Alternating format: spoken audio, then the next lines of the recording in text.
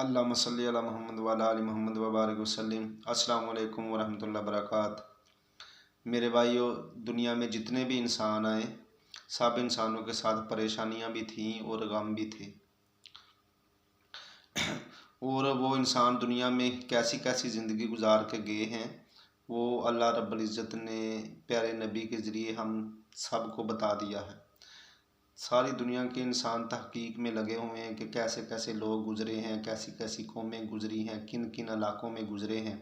उनकी तहकीक में कोई 100% सच नहीं है। सच भी है और झूठ भी है। लेकिन आप सल्लल्लाहु अलैहि वसल्लम के ज़रिए, कुरान पाक के ज़रिए अल्लाह रब्बुल इज़्ज़त ने जो हमको बताया है वो 100% सच है। ये हमारा ईमान है, उसमें एक ज़रा भी झूठ की गुंजाइश नहीं है कि वो कौमें कैसी गुजरी हैं, उन्होंने कैसे परेशानियों के हल निकाले हैं, कैसे उन्होंने अपने कर्ज़े उतारे हैं, कैसे उन्होंने फतूहात किए हैं, कैसे उन्होंने अपने झगड़े ख़त्म किए हैं, कैसे कैसे इलाकों में, किन किन दौरों में और कैसे कैसे लहजों में, नज़रियों में उन्होंने अपनी ज़िंदगी गुजारी है। वो अल्लाह रब्बुल इज़्ज़त ने प्यारे नबी के ज़रिए हमको वाफर मकदार में और बिल्कुल असली तरीके से हमको बता दिया। उससे असली तरीका कोई नहीं है। अल्हम्दुलिल्लाह, ये हमारा ईमान है।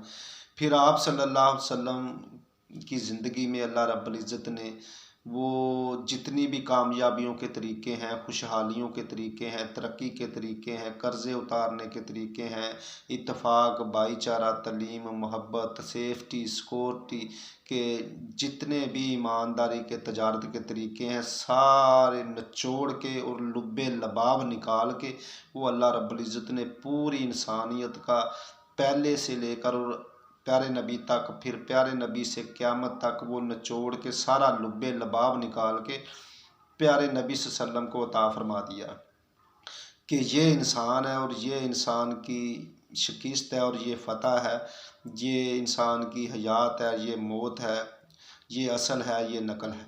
सब कुछ आप सल्लम के ज़रिए अल्लाह रब्बुल इज़्ज़त ने हमको ने बता दिया और आप सल्लम ने अपनी ज़िंदगी में वो सब कुछ करके दिखाया है और हज़रात सहाबा से वो अपनी आंखों के सामने करवा के दिखाया और हज़रात सहाबा ने प्यारे नबी के बाद भी वो सब कुछ करके दिखाया, ताकि आने वाले इंसान इस चक्कर में ना रहे कि हम इंसान ये सब कुछ कर नहीं सकते। तो मेरे भाई, हज़रात सहाबा ने पूरी दुनिया में फतूहात करके दिखाई हैं और कुफ़ार को भी फ़तह करके अपने साथ रखा, उनके साथ इस तरह का वक्त गुजारा कि काफिर भी ये कहने पे बाराज़ी और ख़ुशी से ये कहते थे कि वाकई हुकूमत के हक़दार तुम थे, वाकई तलीम तुम दे सकते हो, खुशहाली तुम दे सकते हो, रिज़्क़ में बरकतें तुम ला सकते हो, इंसाफ पैदा तुम कर सकते हो, वाकई तुम हक़ वाले हो, इससे बड़ा हक़ कोई नहीं। कुफ़ार ने भी तस्लीम किया।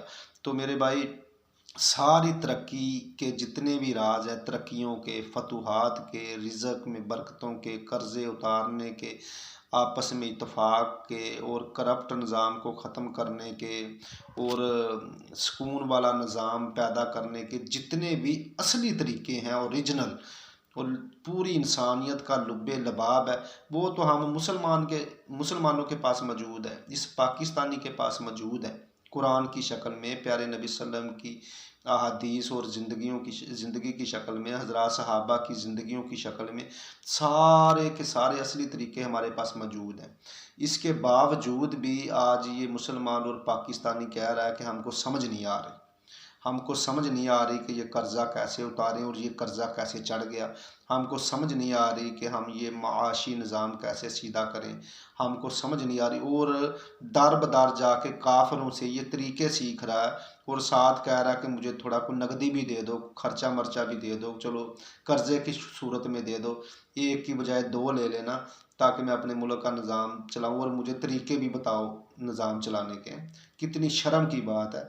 असली सब कुछ इसके पास मौजूद है और जिनके पास कुछ भी नहीं है उनके दर पे दर बदर ये मांग रहा है और सब के सब मांग रहे हैं, इसमें कोई एक नहीं है, सब के सब भी हर हुकूमत मुलव्वस है।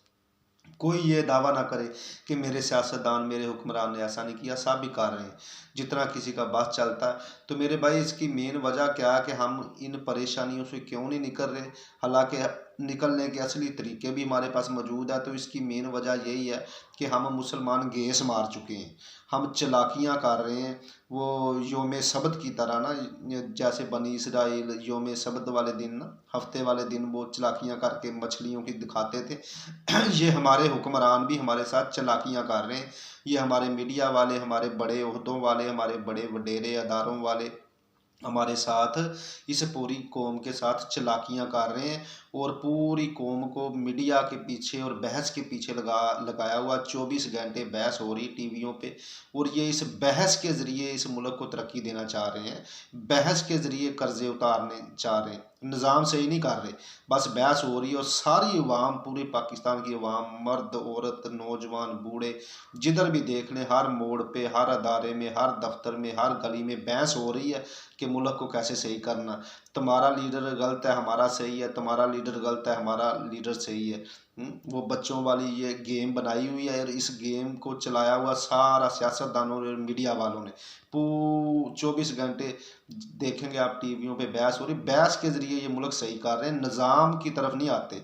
और जो असल निज़ाम है उसकी तरफ इस कौम को आने नहीं देते। जो असल नारा है उस नारे की तरफ इस कौम को आने नहीं देते। वो अल्लाह के बंदे, हमारे दिमाग में क्या अल्लाह ने अकल दी है, ये अकल इस दुनिया में काम आएगी। जन्नत में तो ये अकल काम नहीं आएगी, इस दुनिया में इस अकल से काम लो। और सोचो चीन जापान ने कैसे तरक्की की, उनको पहाड़ों से तरक्की गिरी है, उनके खेतों में तरक्की उगी है, उनके दरियाओं में बह के तरक्की आई है, उनको जिन्नों ने फेंकी है, कोई जादू किया उन्होंने तरक्की हासिल करने का, फरिश्ते फेंक के चले गए हैं, उनके दरख्तों पे तरक्की उगी है।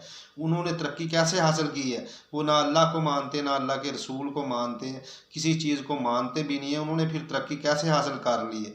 इसकी मेन वजह क्या है? उन्होंने कैसे हासिल किया है? उन्होंने अपने मुल्क में मजबूत निज़ाम बनाया, अपना कानून सख्त किया, लेबर वाला बादशाह, हर बंदा पाबंद हो गया, फिर उनके मुल्क में तरक्की आ गई है।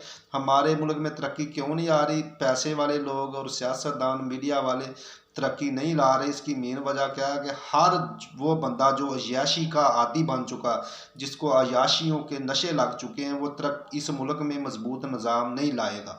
क्योंकि अगर मजबूत निज़ाम इस मुल्क में आएगा तो अय्याश परस्तों की अय्याशियाँ ख़त्म हो जाएंगी, मार लूट ख़त्म हो जाएगी।